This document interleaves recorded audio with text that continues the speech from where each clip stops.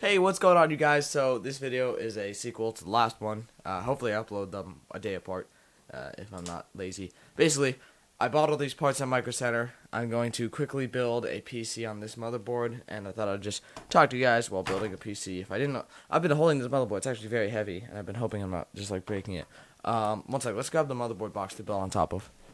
It's always good to build on top of an anti-static surface for obvious reasons, so the motherboard box is your best bet. Now, I'm actually going to start with the M.2, because I'm like that, so let's open up this screw.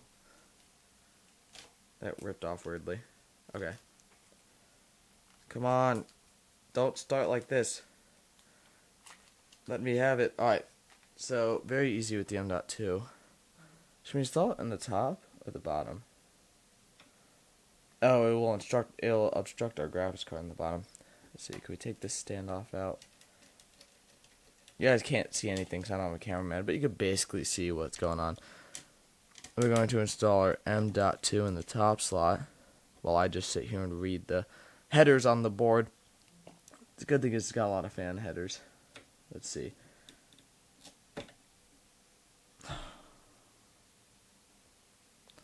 Already I've broken it off. We'll put that back on in a sec.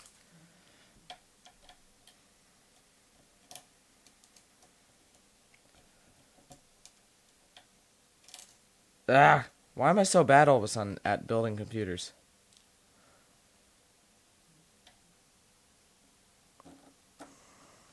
There we go. Our boot SSD, which already has, actually, I thought I'd have to install Windows. I forgot. I've already got Windows installed on this SSD. Let's.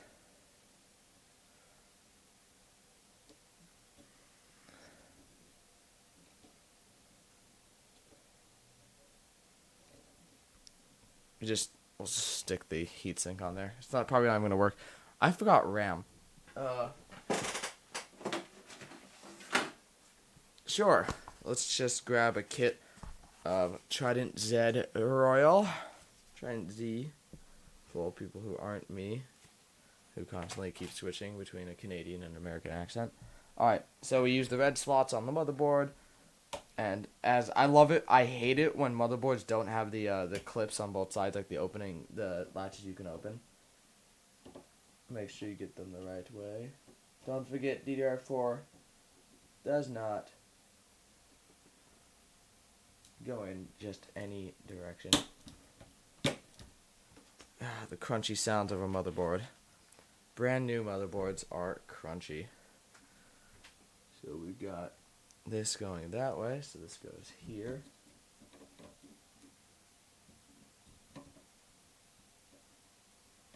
The reason people don't usually sit, but I have to sit because my camera is very close because the size of this room is very small. Now, we've got M.2, we've got that, almost forgot CPU. Let's get this thing open so it can go on our shelf.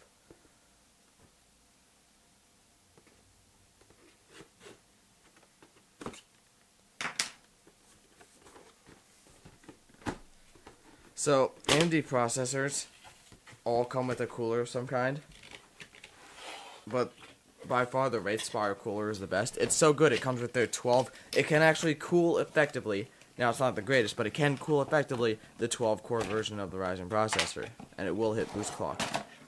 Because look how chonky this thing is, man. Just look at it. Let's put it upside down over here so that it can't bother. It's also RGB. I lost the process. Oh. There it is. Oh, we got our little Ryzen 7 stamp to go with our Ryzen 5 and other Ryzen 5. I called it a stamp, I meant case badge. I just realized though I can't. I have the Threadripper case badge. I'm just gonna put all my case badges on my PC-11 because I have the Threadripper one on there still. I probably should have kept it. All right, now that is a Ryzen 7 I can get behind.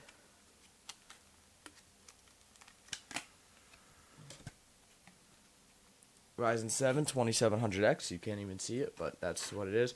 All right, this part I'm gonna be very careful. Open up the slot, arrow to circle. And little wiggle, and we're in. It would suck to break this. Alright, now cooler, I can only assume how to install. But which way does it go? Does it matter? I guess the direction of the fan header.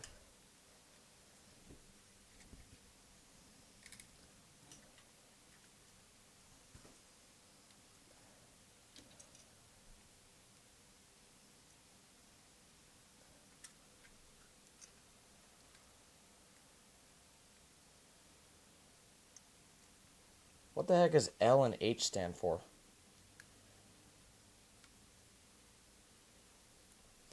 What are these for? Oh, this motherboard. Oh, right, I have to use MSI Mystic Light.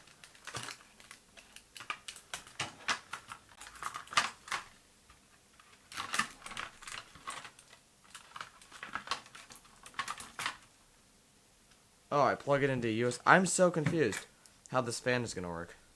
This RGB. Because not only does it plug in, so is it USB powered or something like that? What?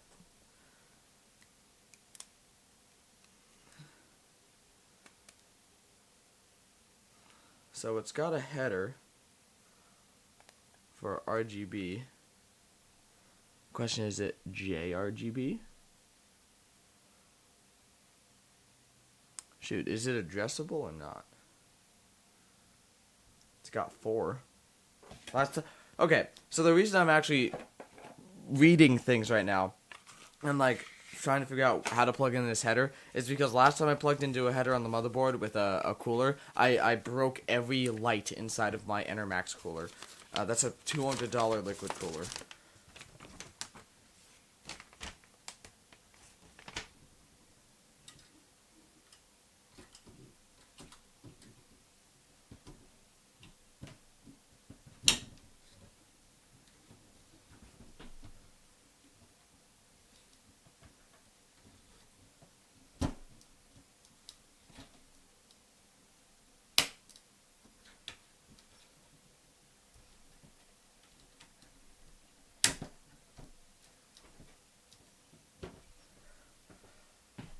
Okay, when people said they hated the mounting, I didn't think they meant it was that hard. And I don't know why I said time-lapse. I don't even think I'm going to end up time-lapsing it. Alright, let's plug in the RGB in the fan. Alright, now's probably the time to install it into our case. Give me 1 second. We are 100% going to install this the wrong way, just so you know.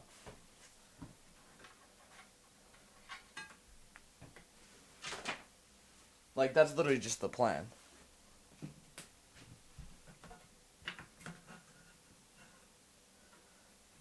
Shoot.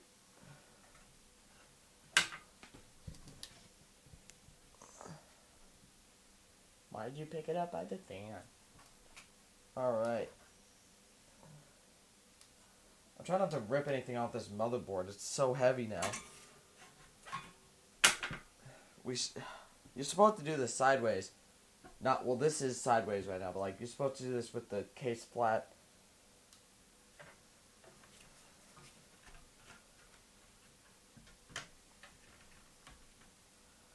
Oh, I love it. I love the size of this. Oh, it's such a,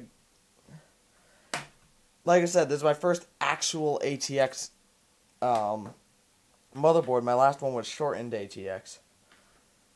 Or less fat ATX. We're just getting a screwdriver.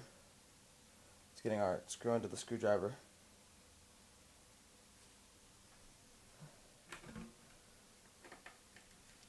So it's actually so nice to see the motherboard actually have all the proper screw mounting.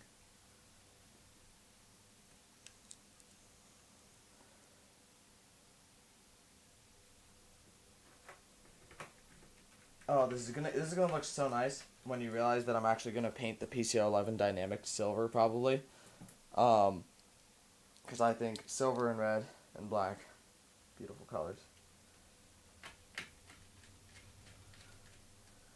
There we go. So we have enough screws to hold it on, and now we just screw the rest of the standoffs in. Well, except for the bottom. Bottom doesn't get that privilege.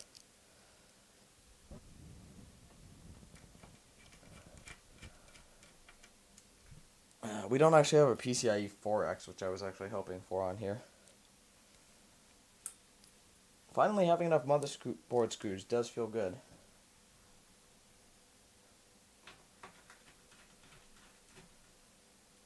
I do want to get another kit of Trident Z Royal, because I want to have a full kit of 16 or 32 and have 4 sticks because they look nice. So I do need another kit of 3000 speed.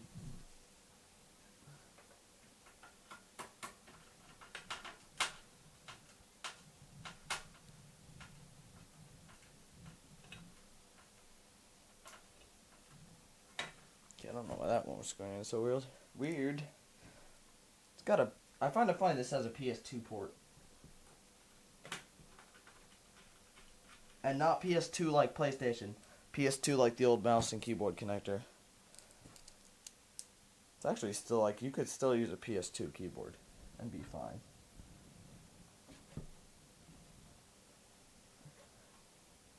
Is that everything? Is that for this one?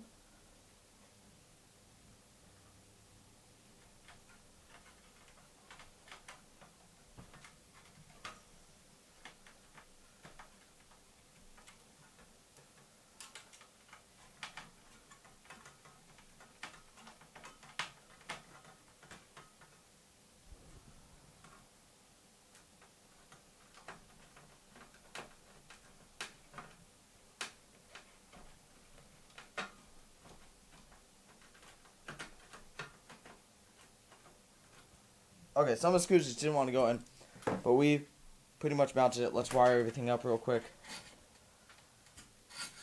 So we've only got we've got 2 CPU connectors, well, 1. We're just using the 8-pin. Guys, the 4-pin, or is it pins? Yeah, right? Pin? I don't know. But basically, when a CPU has an 8 and a 4, I'm going to call it pin because I can't remember the pin power connector, the 4-pin is pointless for consumer-grade CPUs. Maybe for the 3900X, it's useful, but for 2700X, you will never use that much power on a CPU. It's impossible. Threadripper is a different story, but for this, you don't, like, having a 4-pin, they just do it to make their motherboards look better. It's a marketing technique. Because it takes no money just to add it, but they might sell 10 more motherboards, which is, what they want. Now I'm just going to plug in the USB and see what happens.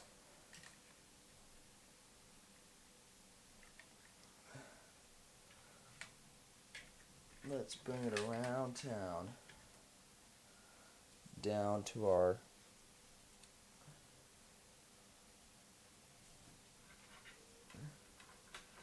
Let's bring that through to our...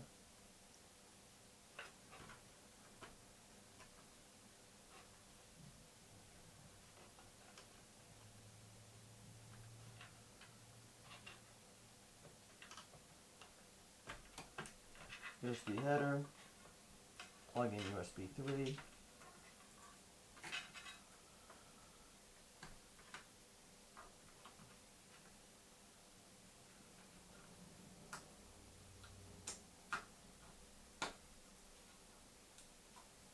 USB 3 installed, power switch. Where the front panel these go? 24 pin, which is a different color because our original one broke. Allegedly.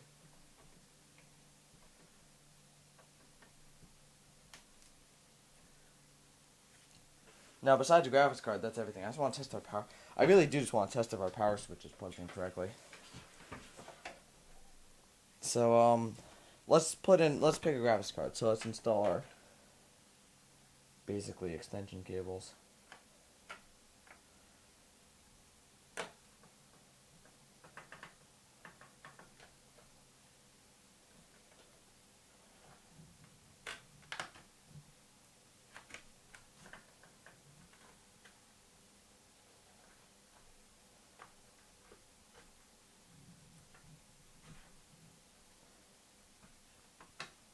Alright, let's pick a graphics card.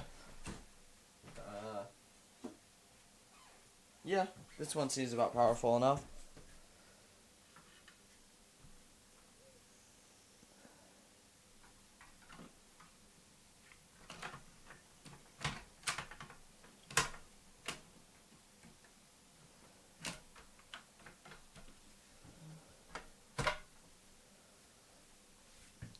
Let's get a screw for it.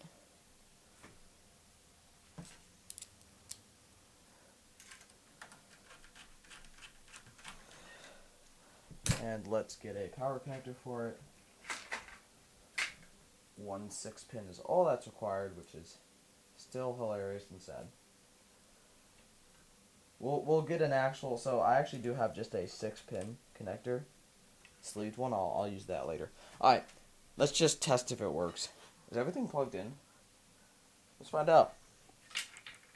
Because I really want to know if I put the power switch in the right spot.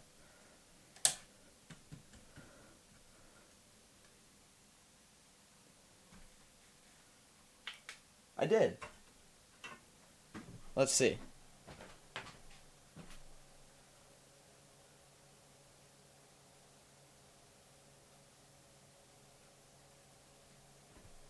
Yep, that's what it should look like. Let's plug in a display port real quick.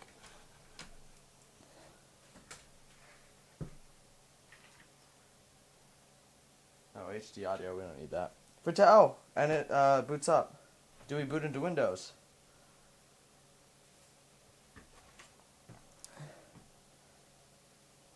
No signal.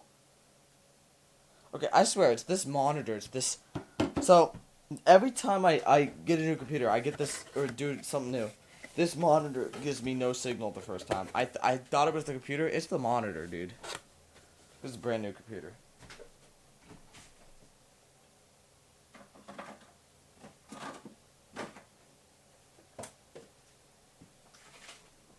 There we go. A little bit of a tower.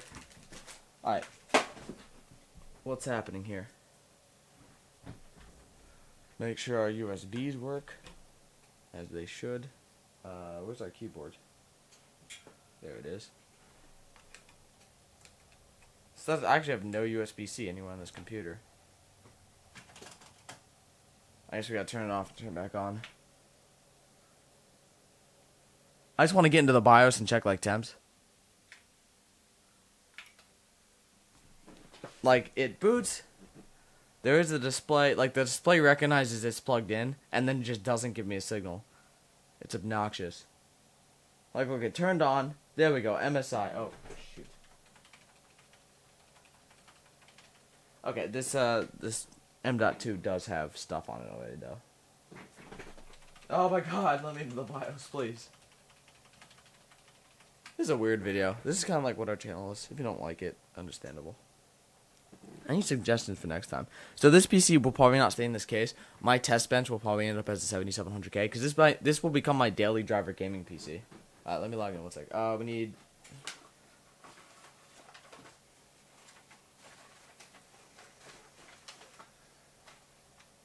Ethernet.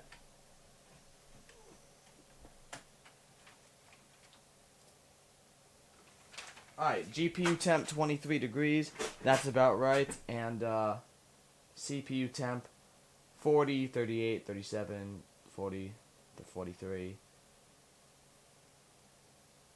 Okay, so like, okay, it keeps going down. It keeps going 33 down to 40, or 33 up to 48, and then back down. Yeah, I don't know why. It just keeps jumping to 40 and back, which is, yeah, I could see that. So that seems fine. Yeah, everything seems quite alright. All hunky-dory here, so we got our PC built. This will be nice. I'm going to do some testing. We're going to use this, actually, since we have to wait like 2 weeks for our PC case to get here. I'm going to use this to test, it's a pretty fan. I'm going to use this to test, Crossfire on the Vegas, since it does have those ports. That's the point. Thank you guys so much for watching. I hope you guys kind of enjoyed. I love you guys. I'll see you in the next one. Peace.